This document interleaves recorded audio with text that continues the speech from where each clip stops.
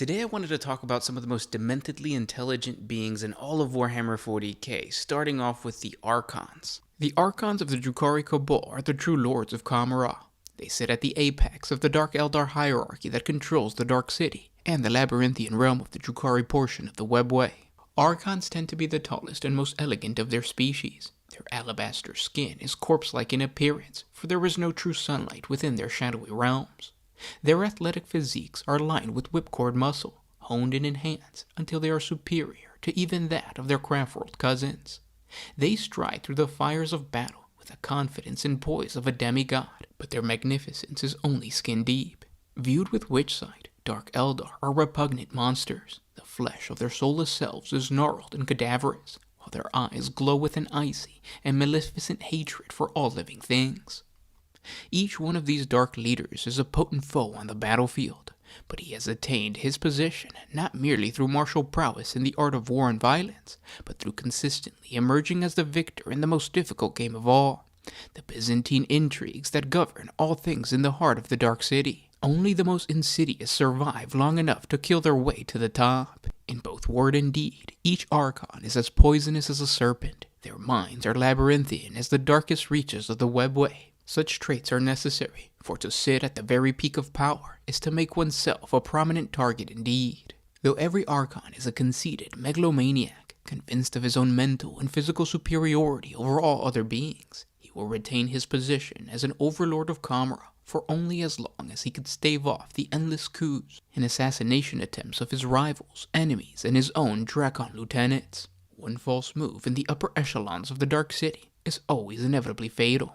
And so all Archons have an uncanny ability to predict the motions and schemes of others, and take great delight in turning their rivals' traps against them in bloody and often spectacular ways. Despite the elaborate network of alliances within the Dark City, the overlords of the Cabals run rings around those who seek to beat them at this deadly game. The endless ambitions of their underlings keep an Archon's paranoia as sharp as his own blade, and so it is in the service of treachery that all Archons truly excel. Their strategy stretching across the millennia as centuries-old plots come to fruition. It is said by some that the Archons of the Drukhari could even teach Tzeentch, the Lord of Change, a thing or two about plotting for the long term. Some of the Archons, known as the Lords of Twilight, who govern from the highest spires of Kamara, even claim to have seized their throne in the time before the fall of the Eldar. These eldest of Archons view the rest of their species with contempt, as little better than squabbling children. The Lords of Twilight do not suffer fools willingly. A single misstep by one of their underlings in protocol may rouse an Archon to murderous wrath. In matters of maintaining their Cabal's hierarchy, Archons have been known to even prefer solutions that leave everyone less well off, if only to spite them. Yet reveling in the depths of suffering and madness for an eternity eventually extracts a prize. Over the long tearing years that they have held the reins of power, or clawed their way up to hold this lofty position, the Archons of the Dark Eldar have enjoyed the pain of others for so long as only a true atrocity invigorates them.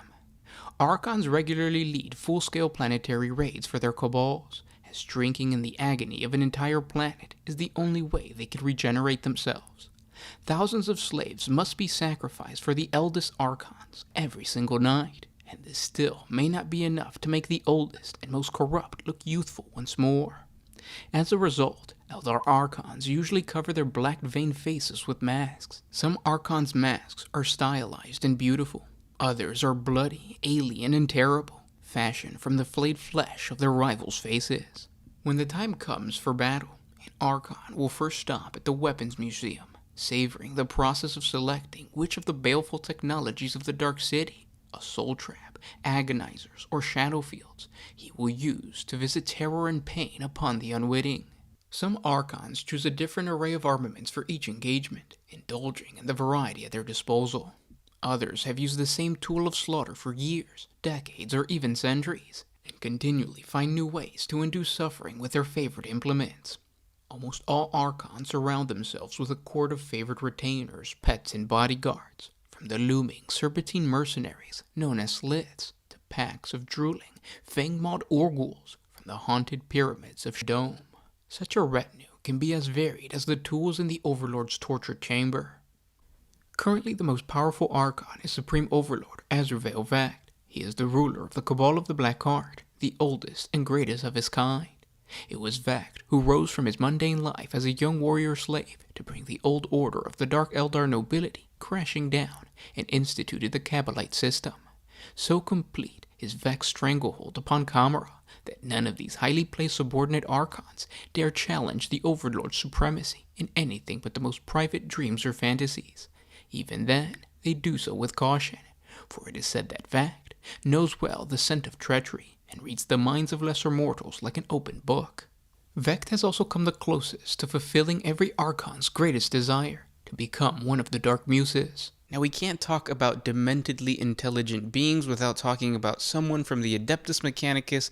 Let's take a look at the magos dominus. Across the countless battlefields of the galaxy, there is one servant of the Omnissiah that is ever vigilant for the lost war treasures they can pluck from the corpses of the worlds that they conquer. Their minds boil hot with data, and their spines are bent under the immense weight of knowledge they have torn from unwilling victims. Despite their crooked appearance, these warrior magi are amongst the deadliest and most determined of all of the Omnissiah servants. It is the Tech Priest Dominus who see the armies of the Unlightened as little more than specimens upon which they can demonstrate the supremacy of the Machine God. Alien, heretic, and traitor alike are considered mere vermin, ready to be exterminated with the most advanced weaponry ever devised by man. During the Horus Heresy, the Magos Dominus was the master of the arts of the Legal Cybernetica, a sect of the priesthood of Mars which was granted the right to create and control the battle automatons of the Imperium. This means that a Mago Dominus is not only responsible for the Skitarii legions, but also for the Electro Priest and Cataphragm battle servitors that make up the Adeptus Mechanicus battle congregation. So powerful are these individuals that they are considered the shapers of destruction, the masters of the cult Mechanicus that can reduce entire worlds to ruin. They can command a city to be broken down until not a single rock-creep brick rests upon another, or order an entire race eradicated and expunged from the history books. Now, these feats are not accomplished through diplomacy, but via the relentless and merciless application of firepower. The extreme power of the Tech Priest Dominus is bestowed only to those of the cult Mechanicus with a true talent for war, those who believe in the supremacy of the Machine God and will prove it at every opportunity they get. Though they are likely to hail from the laboratories of a biologist as they are from the war halls of a Magi Militarum, each is an expert in weapon arcana. To them, the secrets of the battlefield are laid bare. Every bullet's ballistic trajectory, every last pack's current capacity, every battle engine's optimal firing solution, even the price of Dogecoin flickers in their mind's eye. They feast on raw data and cerebral stimulants, allowing them to coordinate frontline tactics and chant war psalms from their Vox arrays. To augment their own formidable weaponry, the contents of the vast vaults of the Forge Worlds are available to the Tech Priest Dominus. It allows them to carry war relics capable of extraordinary feats of destruction. And it's these powerful weapons of mass destruction and the control of the Skitarii Legion which makes most Magi Dominus forego a higher political power within the priesthood. Instead of pursuing the power that comes with controlling an entire Forge World, the Magos Dominus instead chooses to plead fealty to a Magos Prime, which is equivalent to a planetary governor within the Adeptus Mechanicus. They do this in exchange for the immediate control of a Skitarii Legion. This means that on one Forge World, there could be dozens of Magi Dominus, each one with a mighty army that not only defends the planet from invaders, but also from tech priests that might attempt to organize a coup. This shaky balance is juggled on every planet controlled by the priesthood, and it is the Tech Priest Dominus' job to protect the quest for knowledge first and foremost with fire and sword. On the battlefield, the Tech Priest Dominus is one of the deadliest warriors of the Omnissiah. Everything he possesses can be used as a lethal weapon, from the obviously dangerous like the Archaeotech pistol and the Volkite Serpenta, both ranged weapons that can trace their design to the Dark Age of technology, to augury sensors designed to pinpoint the most lethal shot within a millisecond of analysis. Even the cyber-familiars the Magos Dominus takes with him to the field are battle-hardened minion drones, ready to enhance their master's firepower or fight in his place. For close combat, the Magos Dominus usually carries some sacred power weapon crafted by ancient weaponsmiths and capable of tearing the toughest enemies apart. None are safe when the Tech Priest Dominus marches into war. With the power to tear the machine spirit from any of his servants, this Mago strikes fear even amongst his own ranks.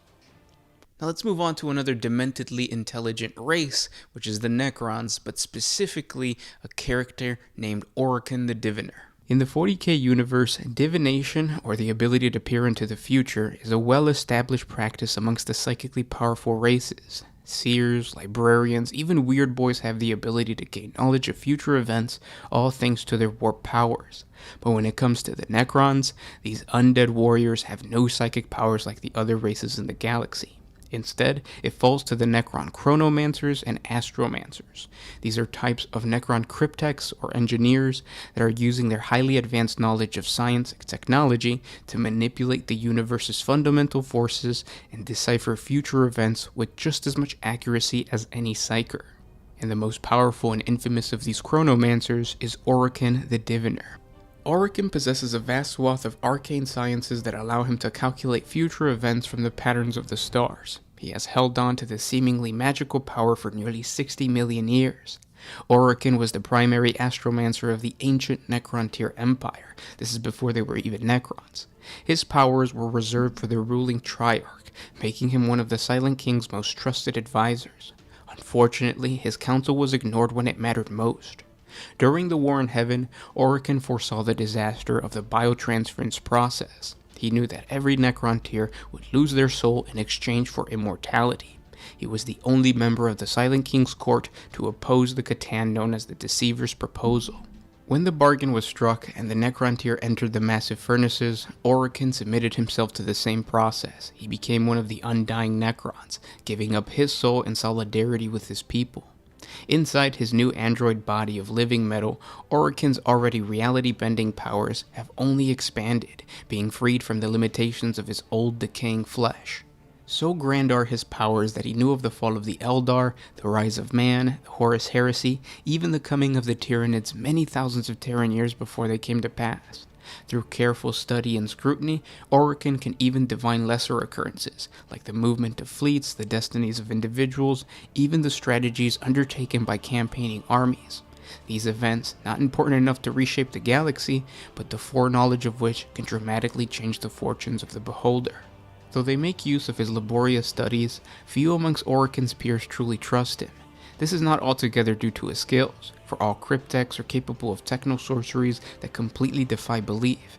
The unease that Orikan provokes is due chiefly to the mocking scorn with which he treats the nobility of every rank, and to the knowing gleam in his eyes that implies that he is party to a joke that no other person can perceive.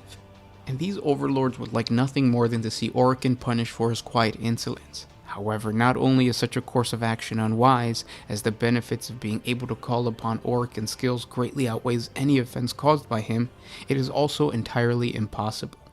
Orikan knows the plans of his rivals and his enemies long before they do, and it is child's play for him to exploit such schemes to his personal advantage, an alteration that more often than not involves the fatal outcome for the original plotter.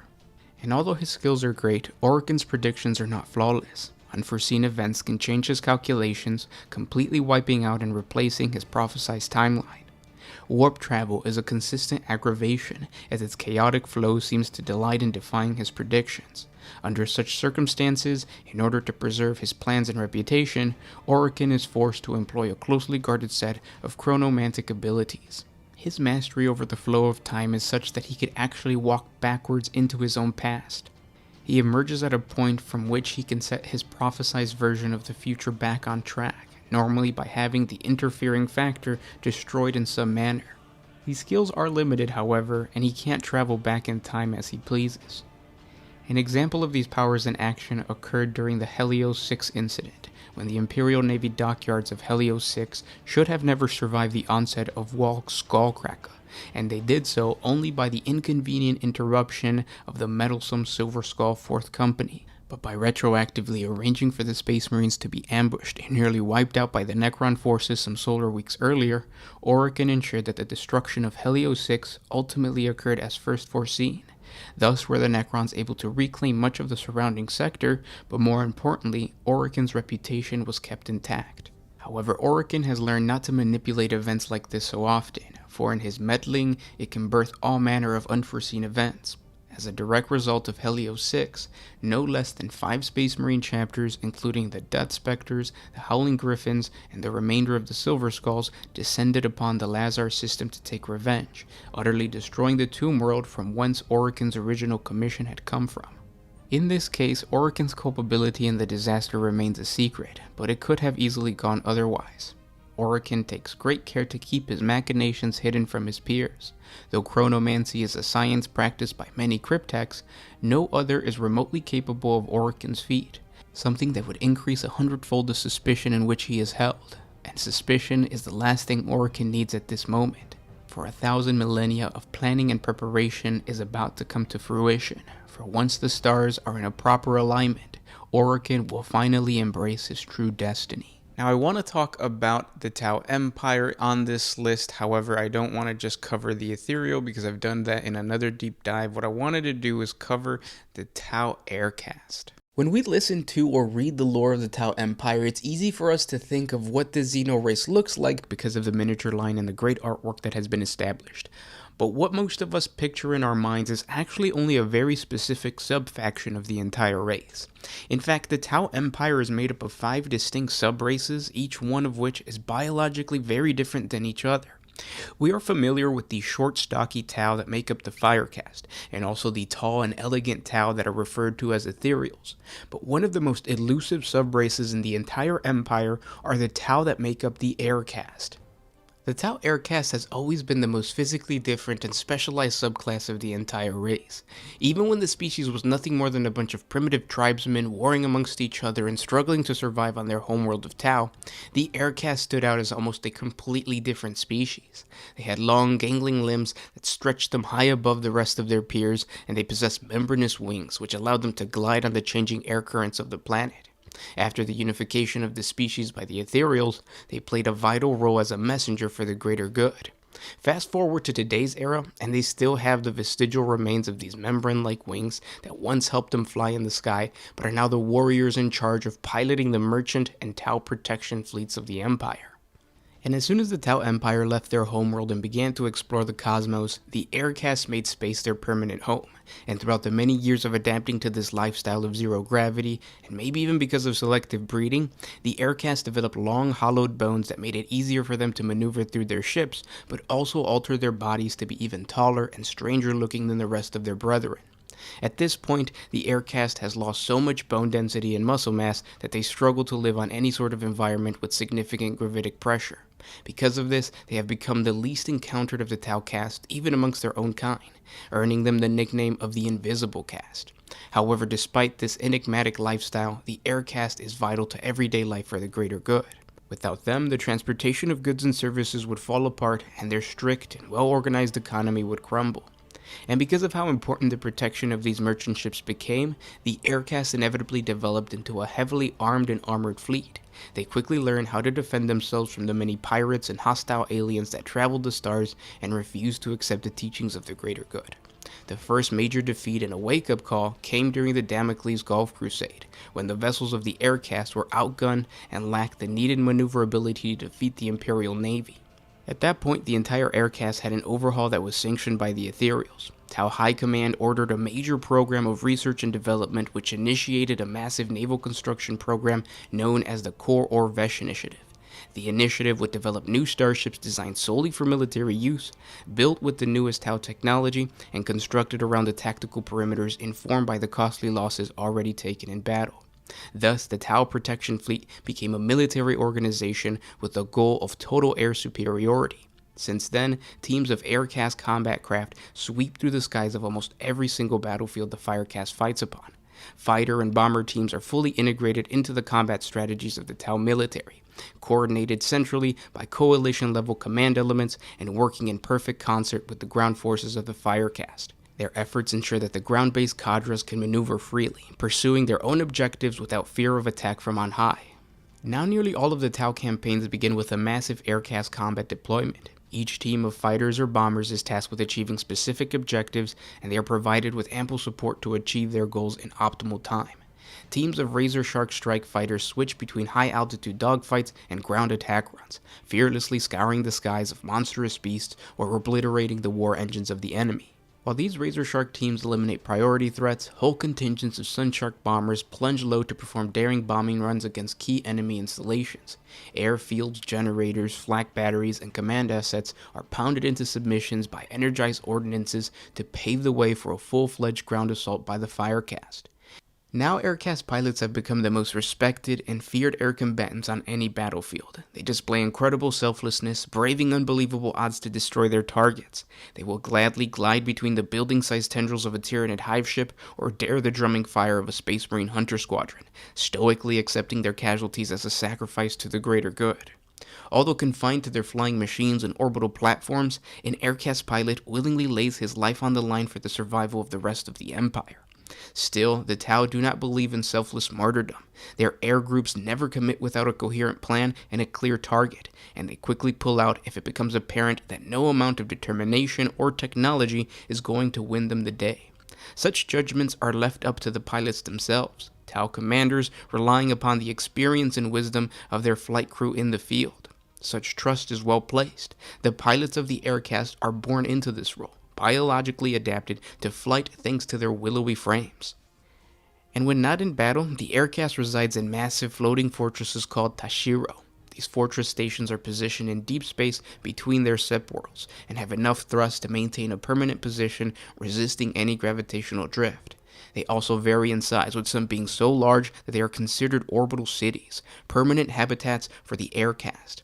As the Tau Empire continues to expand across the galaxy, more aircast cities are being built, creating a massive web of outposts for the fleets of the greater good, and ensuring the survival of the Tau race. It's further proof that without the aircast, the Empire would fall short in their burgeoning expansion. And finally, let's end things with my favorite faction, the Orcs. Let's talk about the dementedly intelligent mech. Although the majority of the Orc race appears to be brutal and instinctive in nature, the reality is that the average Orc possesses a low level of cunning, specifically designed to make them extremely deadly in combat. Orcs are not dumb. Each and every greenskin has a grasp of rudimentary technology at an instinctual level, meaning that just like a human baby is born with a natural ability to breathe, the average Orc knows how to maintain a Shuda or even a rocket pack as soon as it emerges from its spore sac. This incredible ability was hard-coded into the Orc's genetic makeup by the Old Ones who created the Orcs, although they called them the Krork. This basic mechanical aptitude possessed by the greenskins is one of the many reasons why the species has been so successful on countless battlefields. The greenskins are adaptable and mobile like no other race. While humans take years to educate their soldiers, an Orc boy is fully capable of waging war within minutes. To make the Orcs even more frightfully efficient warmongers, there exists a type of Orc within the greenskin ranks that possesses a stronger understanding of the building blocks of technology. These mechanically inclined Orcs are commonly known as mekboyz, sometimes referred to as mechaniacs or simply mechs. These strange Orcs are blessed with a greater understanding of how to modify elaborate machinery, and also an instinctive willingness to put their skills to use regardless of how risky the modifications will be. Mechs will gladly remove a lock to make a Shuda more deadlier, or overcharge an engine in order to make it go faster. But both conversions have the potential to kill the mech or even the user, but to this odd boy, the thrill of learning something new outweighs the risk. Along with their mechanical and engineering prowess, mekboyz also have a knack for assessing the nature, the use, and the value of a given piece of scrap or hardware at a glance. They have been known to break apart abandoned yet functioning vehicles or weapons in order to get the part of the machine that can be used to make things deadlier. Thanks to this keen eye, they excel at using these salvaged and recycled materials to create the improbable devices clamored over by the boys, knobs, and war bosses alike. One of the most common sights after a devastating battle is an Orc mech accompanied by a retinue of a dozen or so Gretchen looting the battlefield, collecting enemy weapons as well as tearing down the foe's wrecked vehicles and salvaging the good bits. This is obviously a dangerous task, not just because the mech is all alone in the battlefield, but much of the debris is in the brink of exploding or in the process of leaking out toxic or radioactive chemicals. All of these things are of no concern to the mekboyz, as he is focused on bringing these items back to his mech shop. Orc mekboyz always have a designated area of work within the greenskin settlements. The wisest Orcs stay away from these areas, as explosions and deadly projectiles are common. But that's not to say that an Orc mech is unpopular within the Orc tribe. A mech boy that has earned the reputation of building shootier Shudas or faster bikes will eventually open up a mech shop where his lethal inventions may be purchased for teeth, the common Orc currency. The sounds of sawing, hammering, and the occasional explosion will be heard coming from the mech shop. A mech's tools are almost as terrifying as the weapons he creates. They possess massive spanners, rivet guns, welders, cutting torches, hammers, and crude saws. Each one fits the callous hands of their creator and withstands its constant use and abuse. In their motor pools, workshops, and foundries, mechs gleefully toil away in a cloud of cigar smoke, oil mist, exhaust fumes, and fine metal dust, attended to by small armies of Gretchen servants, tasked with fetching tools, holding parts, and applying lubrication and adhesive. In these clamorous and noisome environments, mekboyz and their assistants churn out the countless shoota, slugga, stick bombs, bits of armor, and other war gear required to feed the ravenous orc war machine. Mekboyz are also driven by a competitive nature of creation. They are constantly tinkering with and customizing their war gear to make their creations twice as deadly as the other mekboyz. When these demented minds compete with each other, the result is some of the most terrifying and dangerous war machines that the galaxy has ever seen. Many of these competitions have broken out to an all-out war, where the mechs supply their factions with destructive gear and send them out to the rival mech shops to wreak havoc. As more and more orcs hear about the fight, they flock to the mech shops, searching for a proper war. These tribal civil wars will continue until one faction is utterly eliminated, or the rival mech is killed, oftentimes by his own creation. There have been tales of mechs succumbing to their own creative hubris and fabricating a weapon so volatile it explodes right in their face.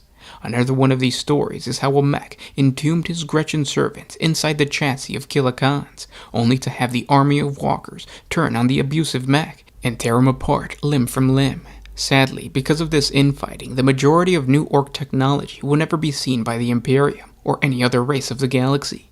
Instead, the creative genius of a mech will always be lost amongst the constant clashing between rival clans. In this way, the obsession with the mechanical has prevented many orc walls from forming. The orc technology that has been captured in battle and examined by the Adeptus mechanicus defies all description and classification. Guided by each individual mekboy's particular vision, no two pieces of orc equipment are alike.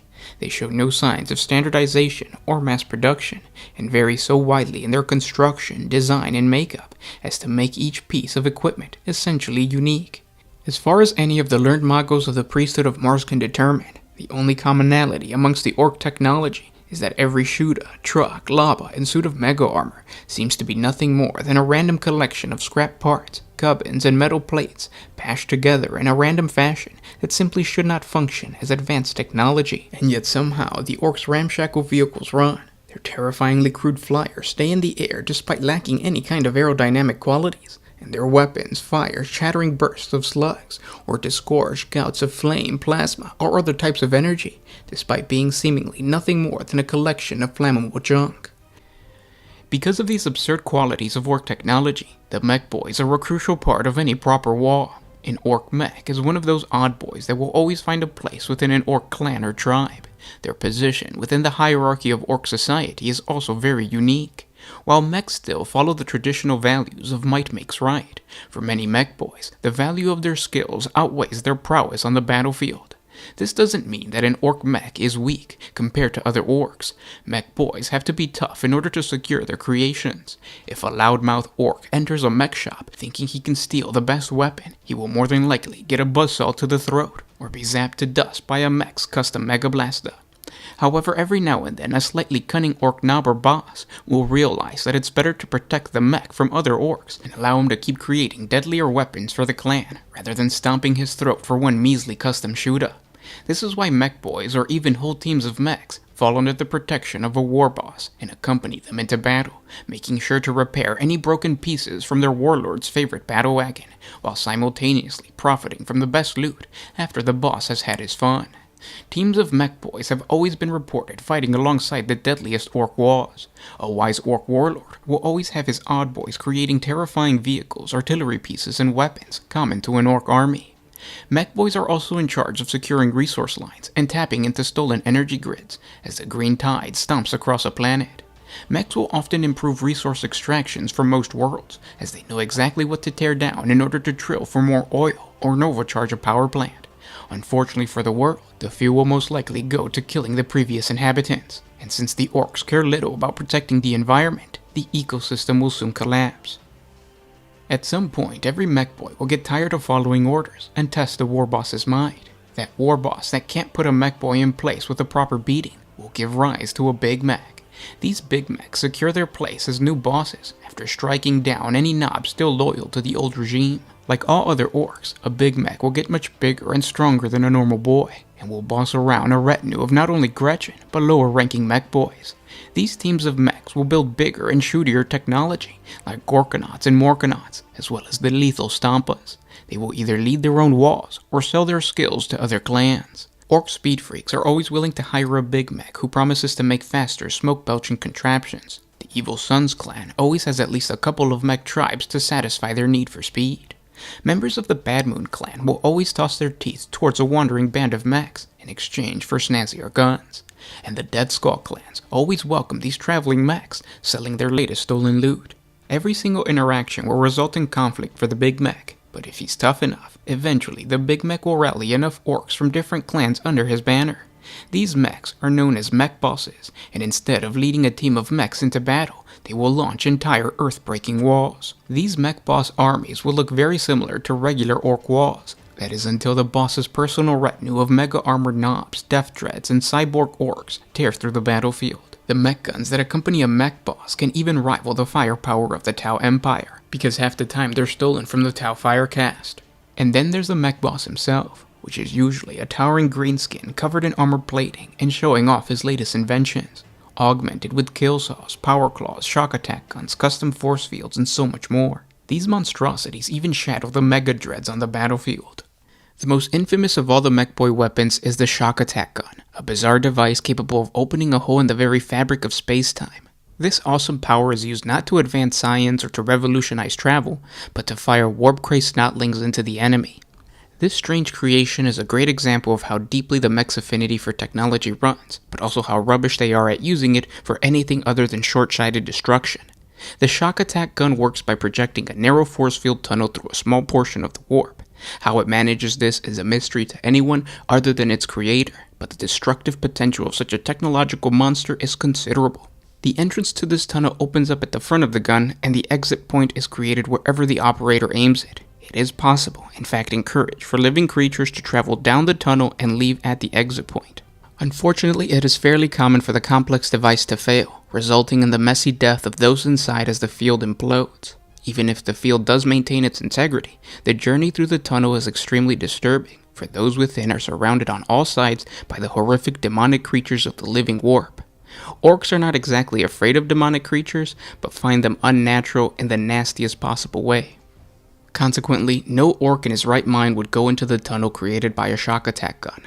Gretchen, being brighter than the orcs and having a keen sense of personal safety, tend to disappear whenever the disturbing whine of a shock attack gun pierces the air. Snotlings, however, possess only an animal level of intelligence and aren't frightened of anything until it's too late. Along with the squigs, these snotlings are gathered up by the mech's operator and fired through the warp. During the journey, they are driven out of their tiny minds, and by the time they exit the hole, they are fighting like crazy to escape. As the mech does his best to place the exit hole in the exact location of the enemy soldiers, the warp-crazed snotlings emerge not so much into the ranks of the foe, but inside the foes themselves. The nightmarish journey through the twisted seas of unreality drives the snotlings into a frenzy, and they emerge scrambling, clawing, biting, and defecating uncontrollably, sometimes inside the enemy's armor. This can cause havoc in an enemy vehicle and catastrophic trauma to the enemy troops, making the shock attack gun one of the deadliest weapons in the orc arsenal. And those are just some of the most dementedly intelligent beings in all of Warhammer 40K lore. I hope you guys enjoyed this video. If you did, hit the thumbs up button. If you guys have any suggestions for other topics for a deep dive, let me know in the comment section below, or comment whatever you want. It really does help out the channel, and I'll talk to you guys tomorrow. This was Gersh1 with One Mind Syndicate, signing out.